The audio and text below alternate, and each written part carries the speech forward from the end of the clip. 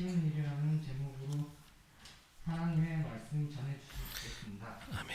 우리 옆 사람과 인사하겠습니다. 강하고 담대하십시오. 주님이 함께 하십니다. 네.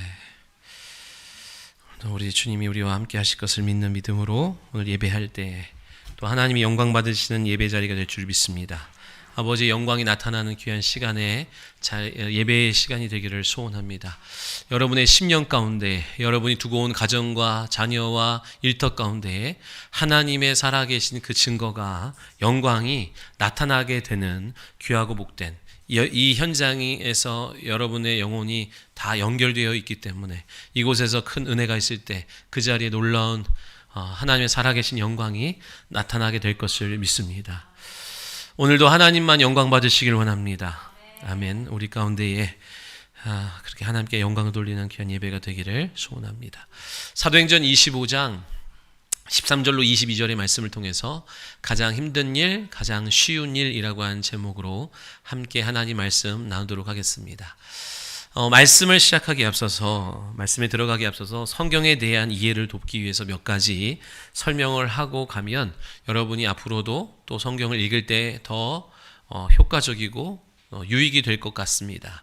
무엇이냐면 분봉왕이라는 것과 총독의 관계, 분봉왕은 무엇인지, 총독은 어떻게 세워지는지에 대한 이해를 좀 먼저 하면 좋을 것 같습니다. 이 이스라엘의 왕으로, 분봉왕은 로마의 지배하에 놓여 있는 식민지들을 더 효과적으로 지배하기 위하여 로마 정부가 세워놓은, 로마 정부가 임명한 왕입니다. 첫 번째 그 왕이 누구였냐면 헤롯이지요. 그런데 여러분, 이스라엘을 다스리는 왕과 이 이스라엘과 관계가 너무 좋으면 분명히 반역을 일으키고 독립을 꾀하려고 할 것 아니겠습니까? 그렇기 때문에 이둠의 사람이라고 하는, 이둠의 사람을 세웠는데, 이둠의 사람이라고 하는 것은 에돔 족속이요, 에돔 족속은 에서의 후손이지요. 에서의 후손이라고 하는 것은, 에서 누구예요? 이삭의 아들이고 야곱의 형입니다.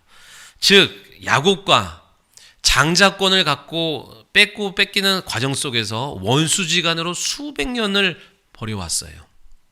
그렇기 때문에 이둠의 사람 헤롯을 왕으로 세워놓은 것은 이스라엘과 이 에돔 족속의 역사를 너무나 잘 알고 그것을 정치적으로 이용한 로마의 정치의 한 모습인 거예요. 그렇게 헤롯을 이스라엘과 적대시하는 갈등 속에 있는 이둠의 사람 헤롯을 왕으로 세워놓고 그 헤롯을 통하여 이 이스라엘과 유대 땅을 보다 더 효과적으로 지배하려고 했던 것이 로마의 생각이었습니다. 그렇게 헤롯이 다스리다가 헤롯이 죽으면서 세 아들에게 이 다스리던 지역을 세 분할해가지고 나누어 준 것이 분봉왕이었어요. 그래서 헤롯, 오늘 보니까 아그리빠, 여기는 아그리빠 2세인데 헤롯 아그리빠, 헤롯 안디바, 아켈라오 이런 사람들로 자녀 손들이 그 지역을 다스리게 됩니다. 헤롯 아그리빠 1세는 야고보 사도를 처형해서 그것으로 인하여 충에 먹혀서 죽고 그 아들 2세가 지금 오늘 아그리빠 2세예요. 오늘 본문에 나와 있는. 근데 이 아켈라오라고 하는 사람은 아주 폭군이었다라고 그래요. 그래서 그가 다스리던 지역의 사람들이 계속 항의를 하고 민원을 넣어가지고 로마 정부에다가 바꿔라. 더 이상은 못 견딘다. 그래서 로마 정부에서 그를 폐위시켜 버립니다.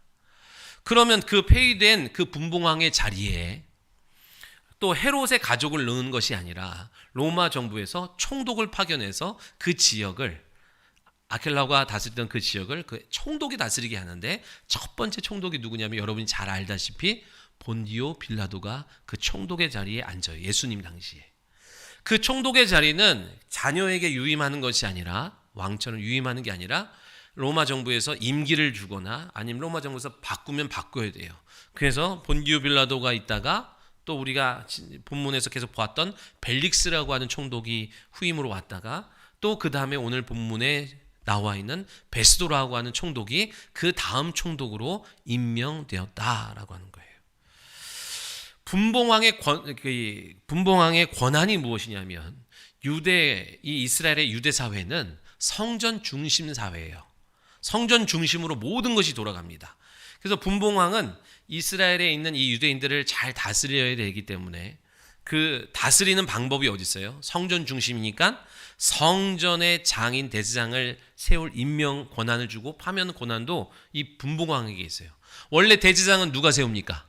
하나님이 세우는 거예요. 근데 이제 그런 하나님의 권위는 다 무너지고 분봉왕이 세우고 성전세와 성전의 재정을 마음껏 사용할 수 있는 집행 권한이 갖고 있는 게 이 분봉왕이었다라고 하는 거예요. 그러니까 유대 사회 유대인들을 다스리는데 아주 중요한 역할을 하는 것이 분봉왕이었고, 총독의 권한은 무엇이냐면 법을 집행하고 로마 군대를 활용할 수 있는, 움직일 수 있는 권한이 그들에게 있었어요. 그러니까 분봉왕과 총독은 서로 윈윈하기 위해서 계속 정치적인 이해관계로 얽혀 있습니다. 계속 동지도 아니고 적도 아니지만 서로를 이용하면서 자기의 권한과 권력을 잘 유지하고 자기가 로마 정부에 더 앞으로 더 잘 나가기 위해서 이 분봉왕과의 관계가 잘 좋아야 돼요. 자, 그것이 그렇게 내려온 거예요. 여러분 이 이해를 갖고 말씀을 보면 더 좋을 것 같습니다. 근데 우리가 말씀에 들어가면서 헤롯 가문과 복음과의 관계도 여러분이 좀 잘 알면 좋아요. 헤롯의 관계와 복음과의 관계. 헤롯은요,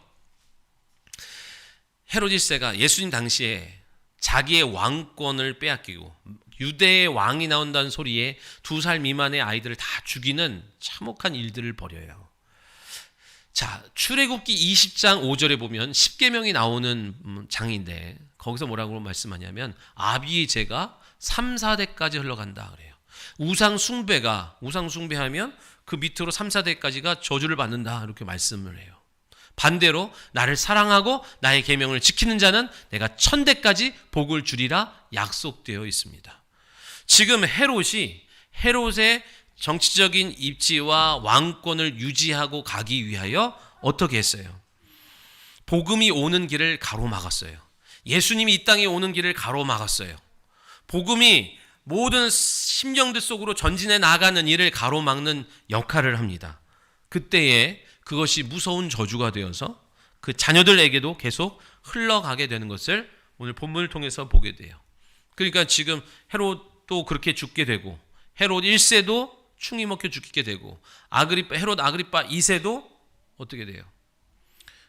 자기 권력 유지하기 위해서 근친상간을 하면서까지 이것을 붙잡으려고 합니다.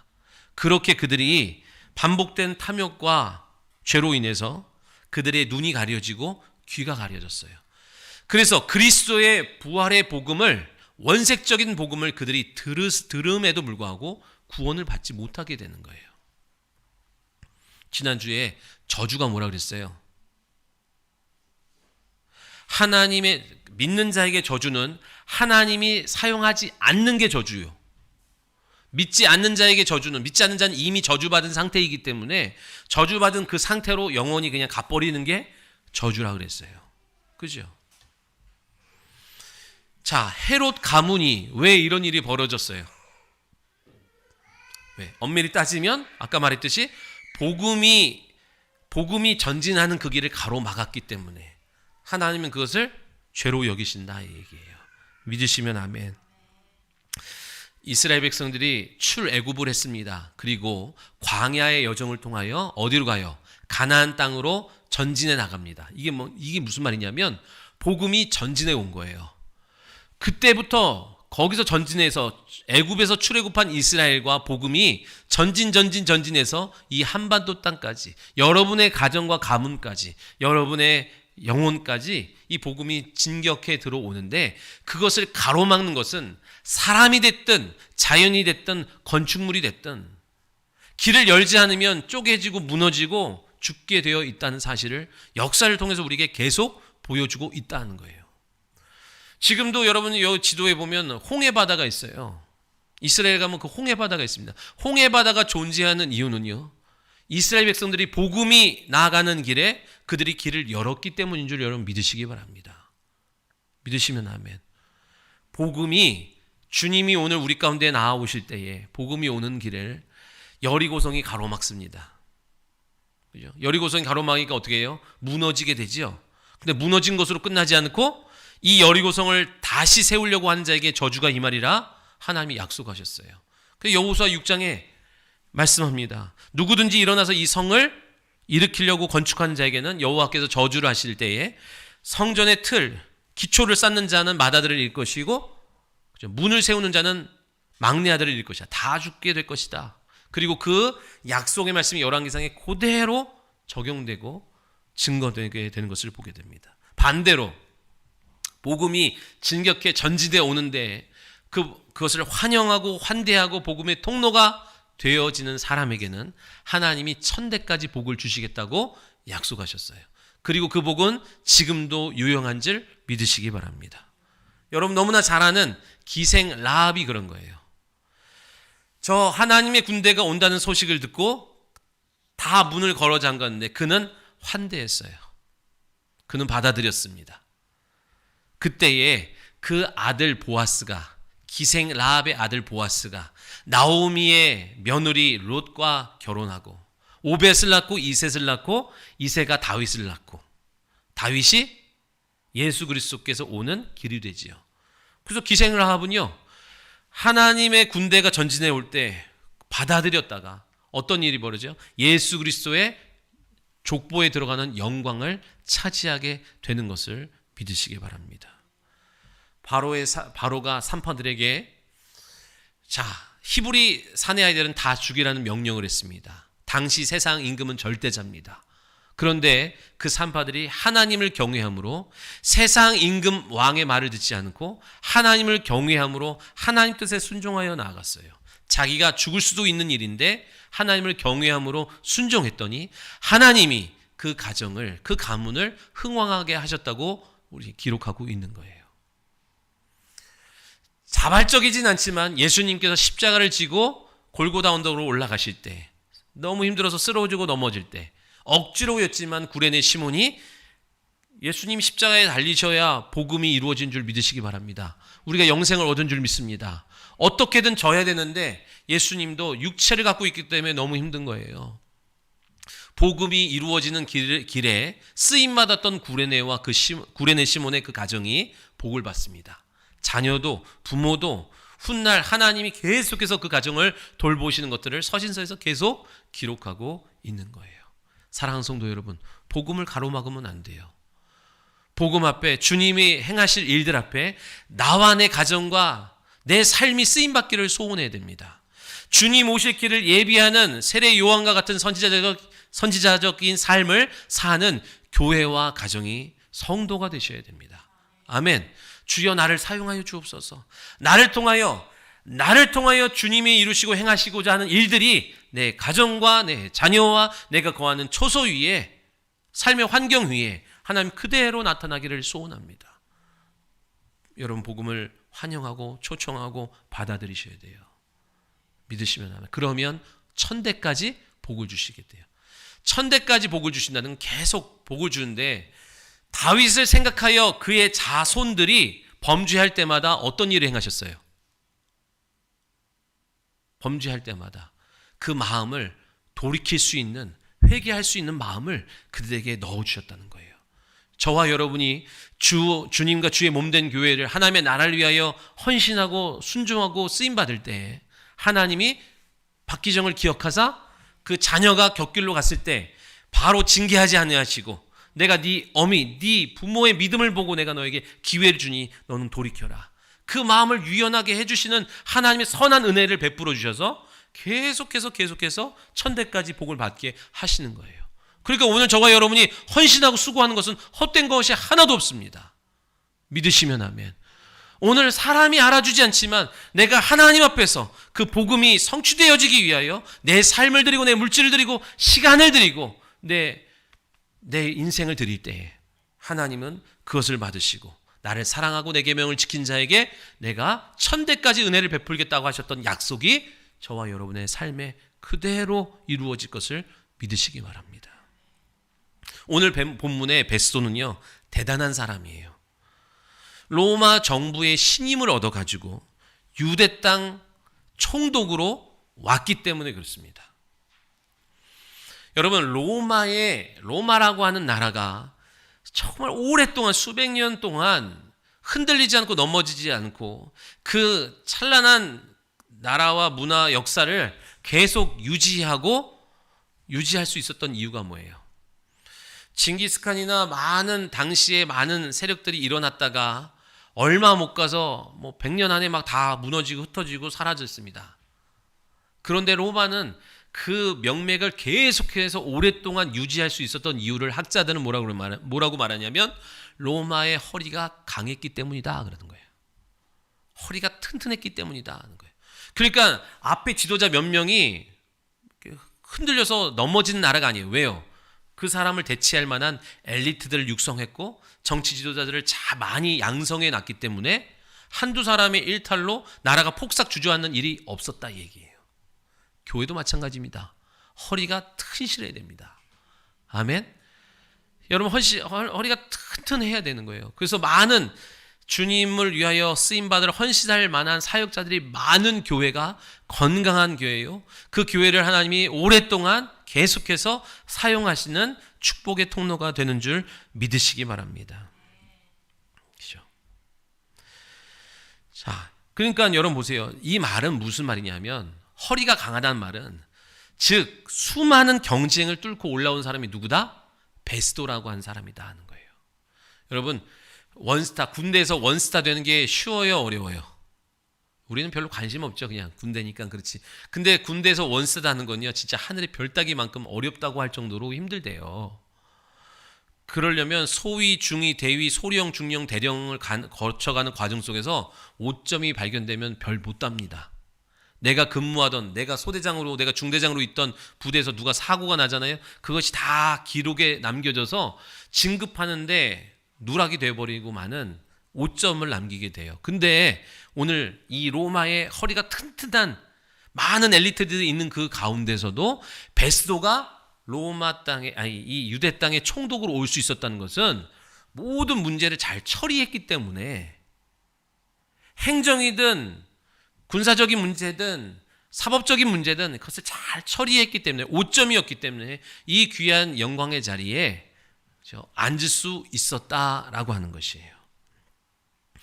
그런데 그의 정치 인생 가운데 듣도 보도 못한 문제에 딱 묶이게 됐어요. 그게 뭐예요? 바울이 전한 부활 복음이 그의 발목을 딱 잡는 거예요. 지금까지 내가 경험한 바에 의하면, 지금까지 내가 공부한 바에 의하면, 그죠? 다 이렇게 저렇게 좀 골치는 아프지만 어떻게든 처리를 했고 감당을 했는데 그가 정치 인생 가운데 지금까지 살아오면서 해결하지 못한, 어떻게 해결해야 되는지 모르겠는 그런 문제를 만나게 되는 거예요. 그래서 도무지 자기의 능력과 경험으로는 이거를 해결할 수 없기 때문에 누구에게? 자기 새로 부임한 총독으로 내가 부임했는데 그 총독과 좋은 유대 관계를 맺기 위하여 찾아온 헤롯 아그리빠와 그 아내에게 딱 이제 무단 인사, 서로 대면하고 인사하는 그 자리에서 이제 도움을 요청하는 거예요. 뭐라고? 18절 이후에 지금 벨릭스라고 한 사람이 가둬놓은 바울이 있는데 그 문제 때문에 지금 유대 지도자들과 이게 지금 갈등이 있습니다. 근데 그가 말한 것이 무엇이냐면 죽은 자가 살아났다고 하는 이 부활에 대한 이야기로 인해서 이걸 어떻게 처리해야 될지 모르겠습니다 하는 거예요. 근데 여러분 그 헤롯 아그리빠 역시 답을 줄 수 없죠. 그죠? 그래서 여러분 컴퓨터를 모르면 컴맹이라고 그러고 글을 모르면 문맹이라고 그러고 영적인 세계를 모르면 뭐예요? 영맹이라고 하는 거예요. 왕이라 할지라도 몰라요. 물어도 답을 줄 수가 없어요. 여러분의 인생 가운데서 문제가 찾아오죠. 근데 영적이지 않은 문제가 어디 있어요? 문제라고 할 때 문제는 돈으로 해결할 수 있는 건 문제가 아닙니다. 사람이 도와서 해결할 수 있는 건 문제라고 하는 게 아니에요. 진짜 문제는 돈으로도 안 되는 거고 사람의 열심과 노력으로도 안 되는 게 문제인데 그 문제 속에서 영적이지 않은 것이 어디 있냐 얘기예요. 동의하십니까? 여러분이 그런 영적인 문제, 해결할 수 없는 문제, 난관에 부딪혔을 때 여러분은 어떻게 하시는 거예요? 친구를 찾아갑니까? 선배를 찾아갑니까? 교수님을 찾아갑니까? 세상에 지식 있는 자들을 찾아갑니까? 주님이 우리 수요 예배 때 그러네요. 주님이 그런 거예요. 너 광야에 왜 나왔냐 하는 거예요. 흔들리는 갈대를 찾아 나왔냐? 이거는 세상 지식을 얻기 위해서 나왔냐 하는 거예요.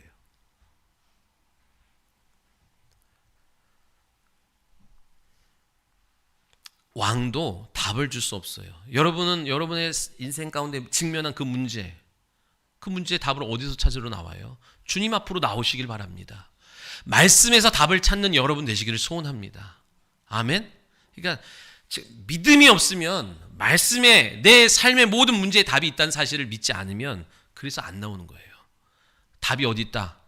좀 더 편한 물질에 있을 것 같다는 막연한 기대 속에서 물질을 쫓아다니는 거고 사람을 쫓아다니는 거고 아닌 줄도 알면서 그죠? 원수마귀가 말씀 앞으로 못 가게 만드는 것에 그냥 받아들이고 오늘도 허송세월을 보내고 있는 사람들이 많은 거예요. 여러분 안에 우리가 그랬죠. 여기에 모인 모든 분들이 문제와 모양은 다 달라요. 다 다르지만 푸는 길은 답은 똑같이 하나님의 말씀에 있는 줄 믿으시기 바랍니다. 오늘 그 사실을 믿는 저와 여러분 되시기를 예수님의 이름으로 축원합니다. 지금 베스도가 해결해야 할 이 문제는요. 사람의 이성으로 해결할 수 있다 없다? 없어요. 이 부활의 복음은요. 아무나 이해할 수 있는 것이 아닙니다. 믿고 싶다고 믿을 수 있는 것이 아니라 하나님이 믿게 해 주셔야 믿는 거예요. 이거를 뭐라고 표현해요? 계시라고 하는 거예요. 계시라고. 오늘 제목이 뭐예요? 가장 힘든 일, 가장 쉬운 일이에요. 가장 힘든 일이 뭐예요? 나의 지식으로, 나의 경험으로, 나의 이성으로 하나님을 믿고 그 하나님의 길을 걸어가려고 하는 것이 가장 힘든 거예요. 그러면 어떻게 돼요? 하나님이 믿게 해 주셔야 돼요. 그래도 힘들긴 힘들어요. 좁은 길로 걸어가야 되니까. 그러나 쉬운 거예요. 가장 쉬운 거예요.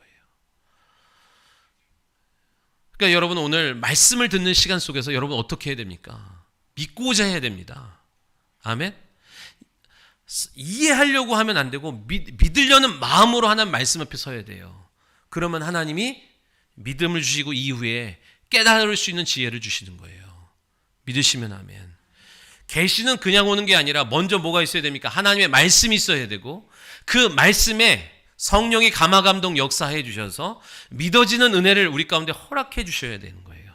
그러려면 뭐가 있어야 됩니까? 먼저 말씀을 전하는 증인이 전도자가 있어야 되고 그 증인의 성령의 감화감동이 말씀을 듣는 여러분의 마음에 감화감동을 할 때 듣는 자가 믿기로 의지적으로 결단할 때에 믿어지는 계시가 임하는 것을 기억하시기 바라요. 조건들이 여러분 있어야 돼요. 말씀이 있어야 되고 말씀이 있으려면 전하는 자가 있어야 되고 그 전하는 자가 성령의 감화감동으로 전하는 자의 성령이 그 심령을 흔들 때에 듣는 여러분이 믿고자 하는 마음으로 들을 때에 하나님이 들려주시고 깨닫게 하시는 줄 믿으시기 바랍니다. 그러니까 말씀을 듣는 이 시간 분석하려고 하면 안 돼요. 믿으려고 해야 됩니다. 하나님 이 말씀이 내게 믿어지기를 원합니다 라는 마음으로 할 때 하나님께서 여러분에게 믿게 하시는 은혜가 있는 거예요. 복음을 유앙겔리온 그래요. 기쁜 소식, 복된 소식 그럽니다. 우리 영혼이 들어야 될 기쁜 소식이 뭐예요? 여러분 이 유앙겔리온이라고 하는 이 단어는 원래 전쟁에 나갔잖아요. 전쟁에 나갔는 우리 아군이 승리했는지 패배했는지에 대한 소식을 간절히 가슴 졸이며 기다리고 있으면서 나온 용어예요. 만약에 우리 아군이 지면 진 걸로 끝나는 것이 아니라 다 빼앗기고 처자식이 다 끌려가서 종살이 하게 되는 거예요. 죽느냐 사느냐의 기로에 서 있는 그 소식 앞에 가슴 졸이고 있는데 승리의 소식을 갖고 스파르타가 승리했다는 소식을 전해 들고 뛰어서 나타난 게 뭐예요? 마라톤이잖아요. 우리가 승리했습니다. 그리고 꽉 죽잖아요. 그 사람은. 이 승리의 소식을 들을 때에 가슴 졸이던 사람들이 집 밖으로 뛰어나와서 기뻐 춤을 추며 환호성을 벌이는 게 이 유앙겔리온 기쁨의 소식이다라고 하는 거예요. 그럼 저와 여러분의 영혼의 형편이 어때요? 우리는 아담의 후손으로서 아담이 원수마귀에게 짐을 통하여 이제는 진자는 이긴 자의 종이 되고 영원한 형벌에 마귀가 받게 될 영원한 사형의 언도에 우리도 같이 처해지는 거예요. 그러니까 여러분 인생은요. 태어날 때 이미 죽어서 태어나고 영원히 죽는 곳으로 가는 게 인생입니다. 뭐 태어난 아이에게 막 기쁘고 소망이 있는 것 같지만 실상 영적으로 보면 영이 죽어서 태어났고 그 영이 죽었기 때문에 영원한 형벌로 가는 것이 그 인생의 형편이다 얘기예요. 그런 자에게 기쁜 소식이 들리는 거예요. 뭐예요? 너에게 살 길이 열렸다. 영원한 형벌로 가지 않는 구원의 길이 열렸다. 이게 복된 소식이라 얘기예요. 그러니까 자기 영혼의 처한 처지를 모르는 사람은 절대 복음이 들릴 리가 없습니다. 내가 죄인이요 내 가는 길이 영원한 형벌 지옥이라는 사실을 깨닫지 못한 사람은 그 한낱 자기가 선행을 베풀인 곳으로 자기가 천국 갈 수 있고 구원받을 거라고 착각한 사람은 절대로 복음이 복음으로 안 들리는 거예요. 그런데 자기의 영혼의 실상을 본 사람이 어떡하지 할 때 주께서 구원의 복음을 그들에게 듣게 하시는 거예요. 여러분, 복음의 구체적인 내용이 뭐예요? 우리가 살 수 있는 길이 뭐래요? 우리가 살 수 있는 길이 열렸다는데 뭐래요? 어떤 사람은 헌금을 많이 하면 산다 그랬어요. 그래서 사람들이 그 말을 믿고 헌금을 했어요. 그게 면죄부예요. 헌금함에다 땅그랑 소리가 나면 지옥가에 있는 네 부모 형제가 지옥에서 점점 천국으로 가까이 다가온대요. 그래서 살아있는 자녀손들이 부지런히 헌금하게 만들었어요. 사람들은 그걸 믿었다니까요. 그리고 그것으로 한번 이루어 보려고 했어요. 아니면 고행을 한다든지 공양미 300석을 드림을 통하여 이 모든 죄와 죄의 저주가 물러갈 것이라고 하는 말을 복음으로 받아들이고 세월을 인생을 내 삶의 소중한 것을 거기다 다 바쳤다고요. 왜 그래요?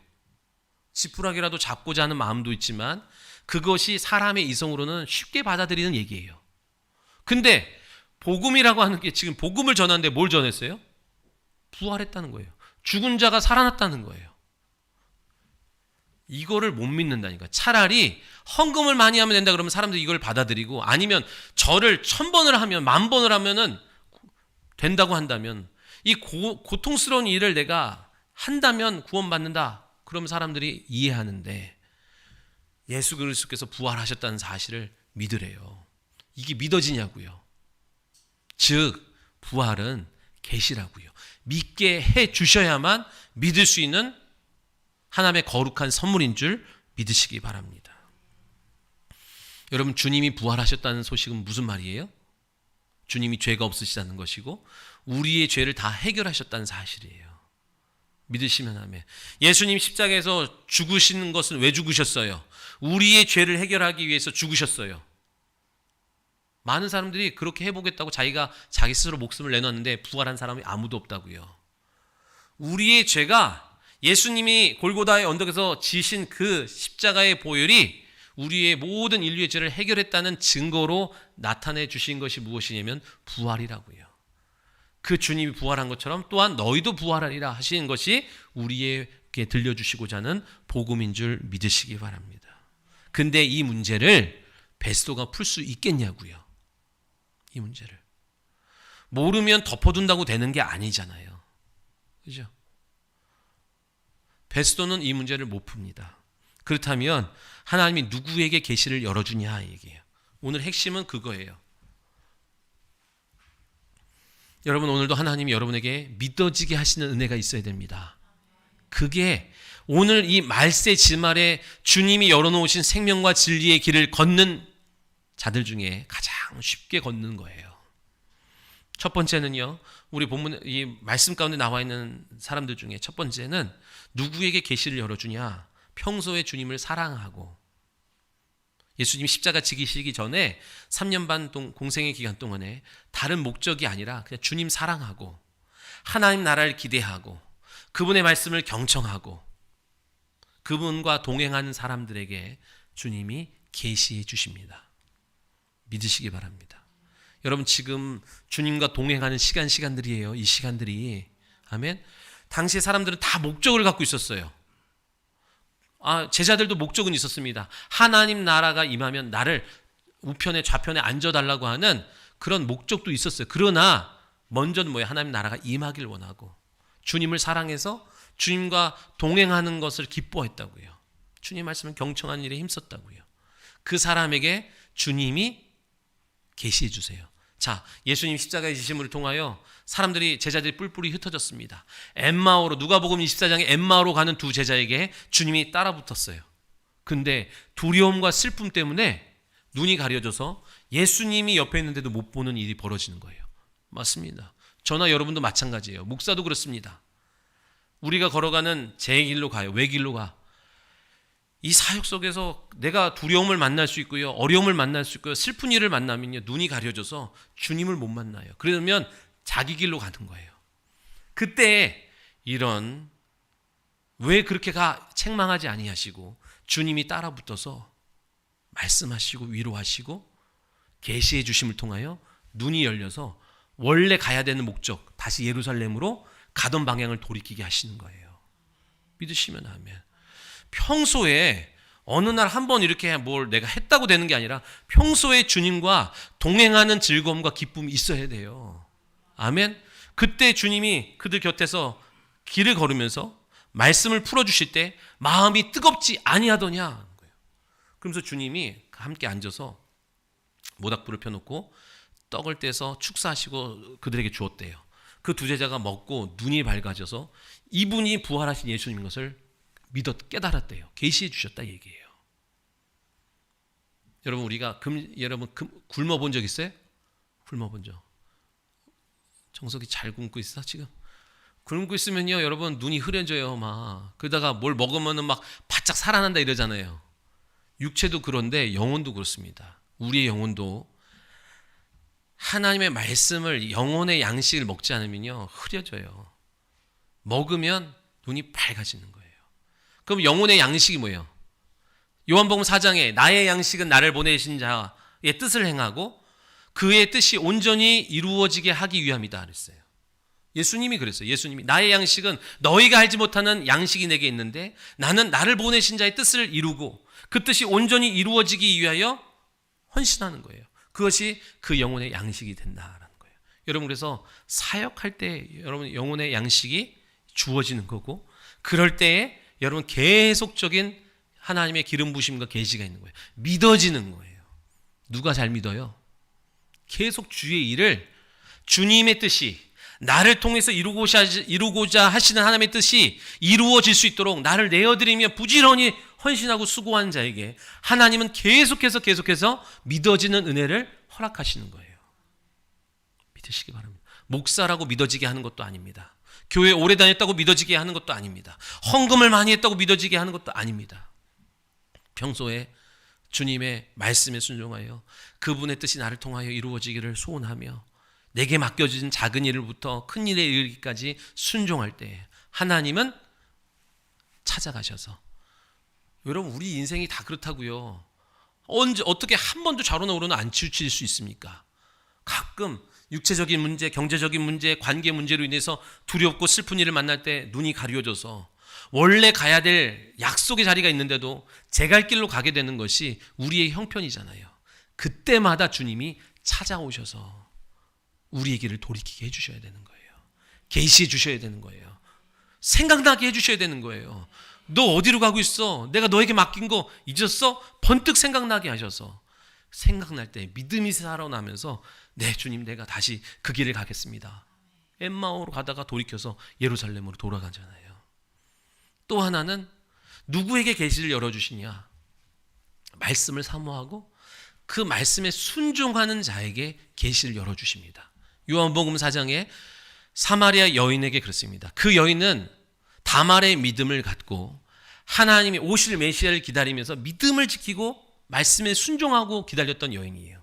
그 여인에게 주님은 찾아가셨어요. 나보고 주님을 찾아오라고 그러면 찾아갈 수 있는 형편이 한계가 있는데 주님이 찾아오셨어요. 사마리아 땅은요, 아무도 가고자 하지 않는 아주 그냥 저주받은 땅이요, 비천한 땅이요, 사람들이 아주 경멸하는 땅이요, 그 사마리아에 따라 살아가는 사람들도 상종하기 싫어하는 곳인데 주님이 그곳까지 찾아오셨어요. 여러분, 내 형편이 어떻든지 내 처지가 어떻든지 세상적으로 상관없습니다. 여러분이 주님을 사모하고 그 말씀에 순종하고 있으면 주님이 여러분 찾아오신 줄 믿으시기 바랍니다.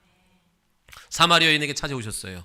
내게 물 좀 달라. 그때 아니 어떻게 유대인이 사마리아인 나에게 물을 달라 합니까? 왜요? 사람들은 상종하지 않는데. 그죠? 처음에 이 여인의 이성으로 뭘 봤어요? 예수님은 유대인이다 봤어요. 근데 그 우물가에서 대화하는 과정 속에서 그의 눈이 한풀 한풀 벗겨지면서 그분이 랍비요, 그분이 선지자요, 그분이 메시아인 것을 알게 되어지는 과정을 요한복음에 자세히 기록하고 있어요. 수요일 말씀 제목이 뭐예요? 대화가 필요해 그랬죠?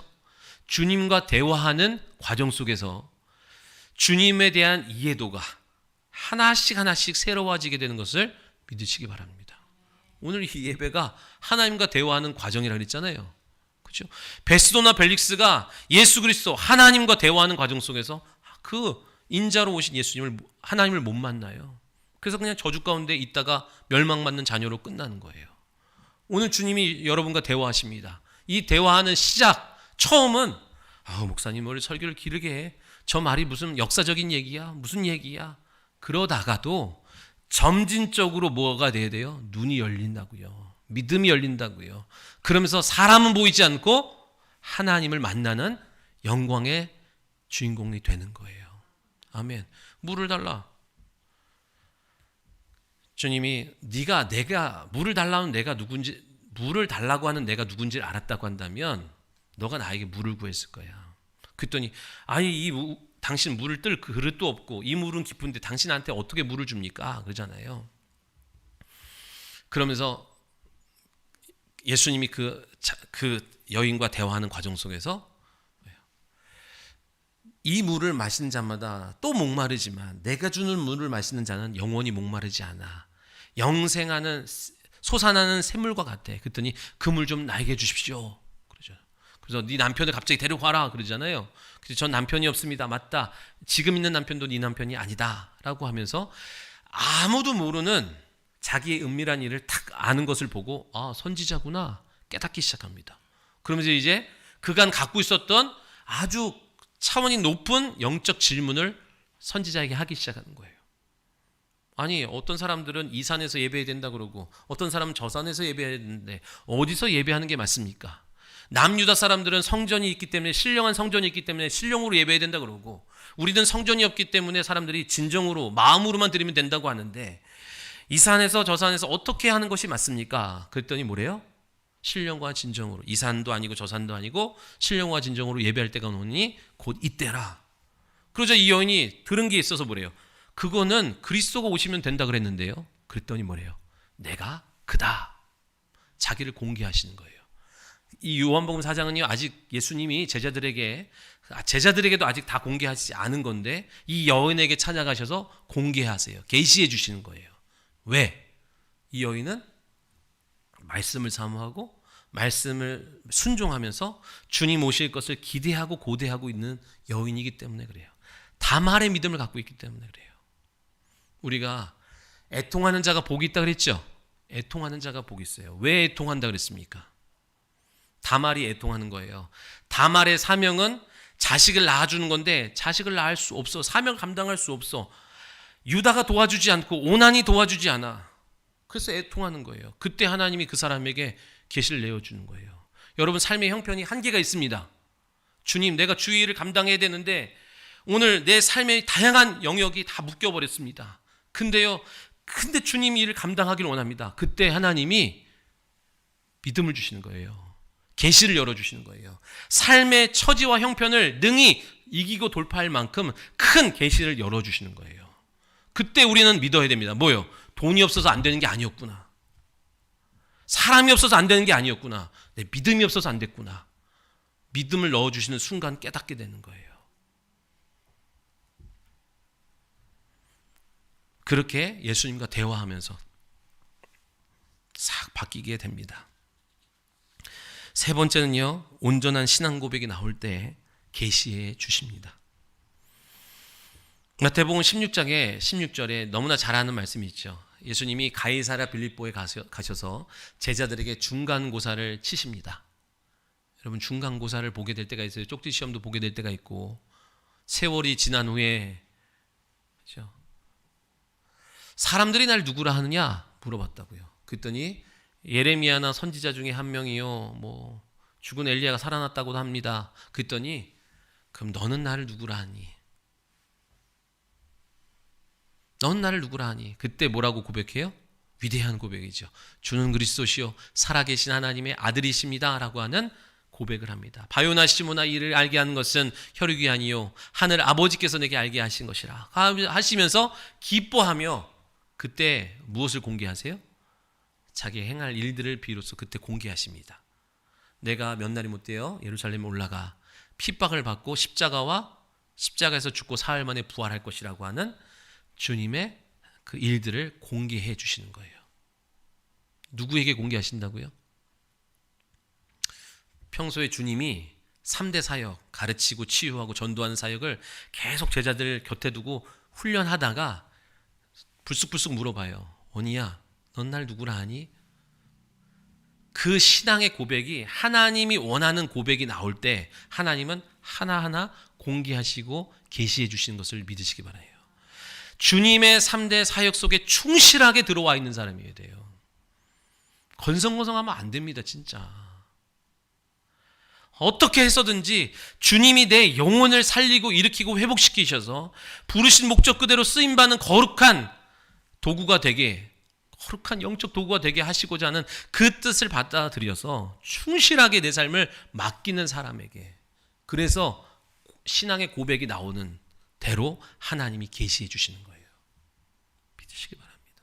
그 주님이 그 일을 주의 종에게 맡기고 교회에 맡겨서 여러분이 그냥 한 번쯤 교회에 오는 것이 아니라 내 부르신 목적 그대로 쓰임받고자 자기 영혼을 하나님 앞에 내려놓고 말씀으로 가르치고 치유하고 전도하는 일에 충실하게 임한 자들이 고백되어지는 거예요. 찬송으로, 기도로, 삶으로 고백되어지는 그 고백을 받으셔서 하나님이 계시를 열어주신 거예요. 믿어지게 하시는 거예요. 그게 힘들다고요? 그게 힘들어서 그 주님의 사역에 충실하게 순종하고 나오는 게 힘들어서 쉬운 길 찾지요? 그러면 제목 그대로 가장 힘든 길을 걸어요. 가장 힘들어요. 주님을 떠나지도 못하고 가까이 가지도 못하고 끌려가는 정말로 어려운 인생이 됩니다. 근데 그 주님이 곁에 두고 사람들에게 물어요.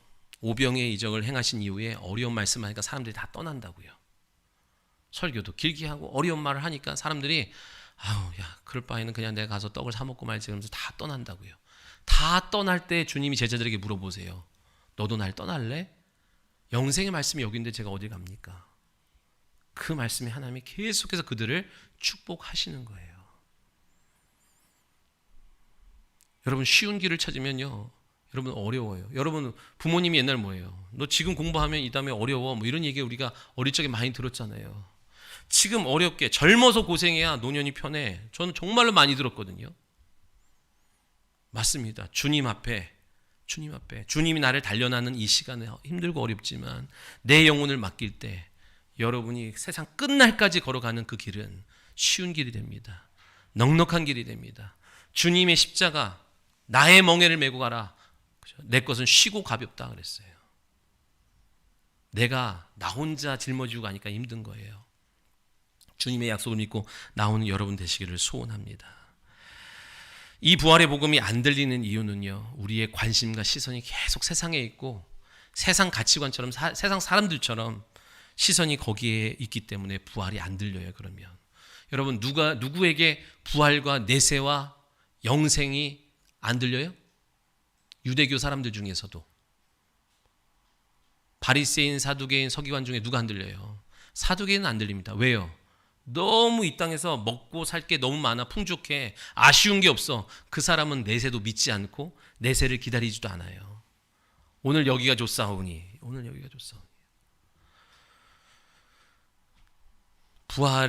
부활의 소식이 부활의 복음이 여러분 가운데 들려지기를 소원합니다.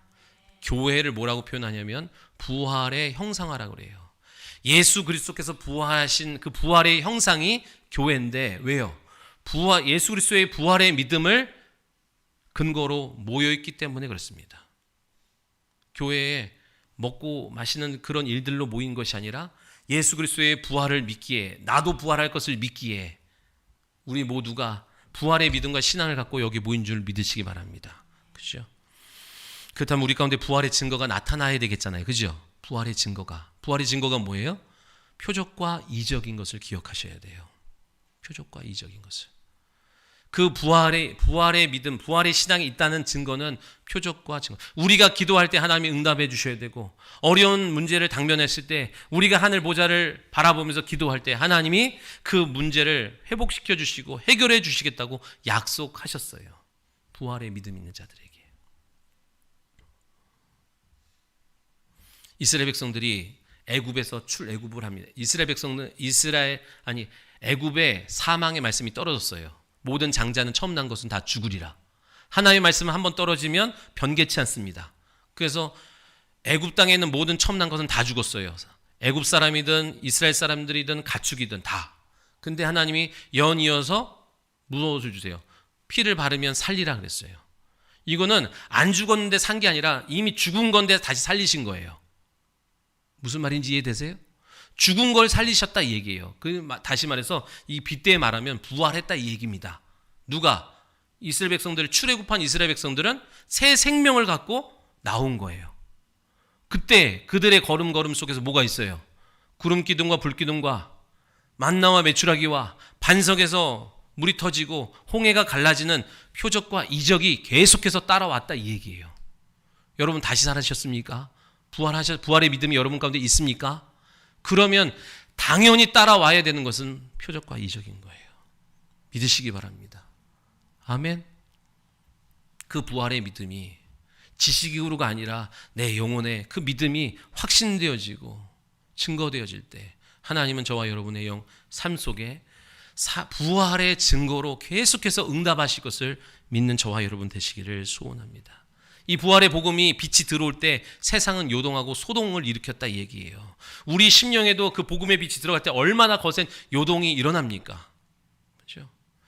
여러분 그 반응만 보고 여러분 행동하면 안 돼요. 그 반응은 좋은 거예요. 거센 반응이든 어떤 반응이든 반응이 있어야 되는 거예요. 그것은 복음이 그 영혼을 향하여 지금 진격해 들어가고 있어서 그 속에서 막 요동하고 난리치고 있다는 건데 계속 여러분이 믿음으로 나아가면 반드시 역전되는 줄 믿으시기 바랍니다. 부활의 믿음이 없으면 종교인이 될 수밖에 없어요. 부활의 믿음이 없는 교회는 종교적인 교회로 나락으로 떨어질 수밖에 없어요. 절대로 다른 종교와 이길 수도 없고, 부활의 믿음이 없는 교회는 교회로 모여든 모든 사람들을 종교인으로 만들 수밖에 없습니다. 우리는 부활하실 주님을 기대하고 부활의 믿음을 갖고 부활을 소망하면서 오늘 한 걸음 한 걸음 나아갈 때 여러분 이슬람의 5일머니를 저와 여러분이 뭘로 이길 거예요? 하나님의 교회가 돈이 그렇게 많대요. 그래서 그냥 교회들을 사들이고 땅을 사들여서 계속해서 그들을 문화 문명의 물질로 맞서서 어떻게 이기겠어요? 막 하나님의 교회나 신천지 같은 경우는 영상 한 편 만드는데 2억을 투자해서 드린대. 200만 원도 없는데 어떻게 이길 거예요? 그러나 이길 수 있는 길은 뭐예요? 부활의 믿음이, 부활의 능력이 우리 가운데 있으면 그렇죠? 능히 이기게 될 줄 믿으시기 바랍니다. 기도하겠습니다. 살아계신 하나님 아버지, 오늘도 귀하고 거룩한 주의 전으로 우리를 불러주시니 감사합니다. 오늘도 가장 쉬운 길로 걷기를 원하시는 아버지의 뜻을 모른 채 가장 힘든 길을 고집하는 어리석은 성도 되지 않게 하시고 주님이 열어놓으신 그 생명의 길로 나아가 승리하는 우리 모든 성도들 되기를 소원합니다.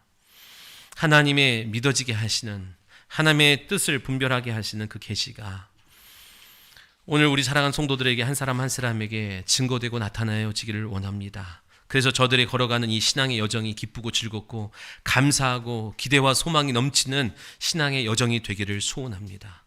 그 믿음대로 하나님 계시하시고 나타내 주셔서 저들이 주님만 찬양하고 영광을 바라보며 끝까지 달려갈 수 있는 믿음의 성도 다 되게 하여 주시옵소서. 감사하며 예수님의 이름으로 기도하옵나이다. 아멘. 우리 옆 사람과 인사하겠습니다. 가장 쉬운 길로 갑시다.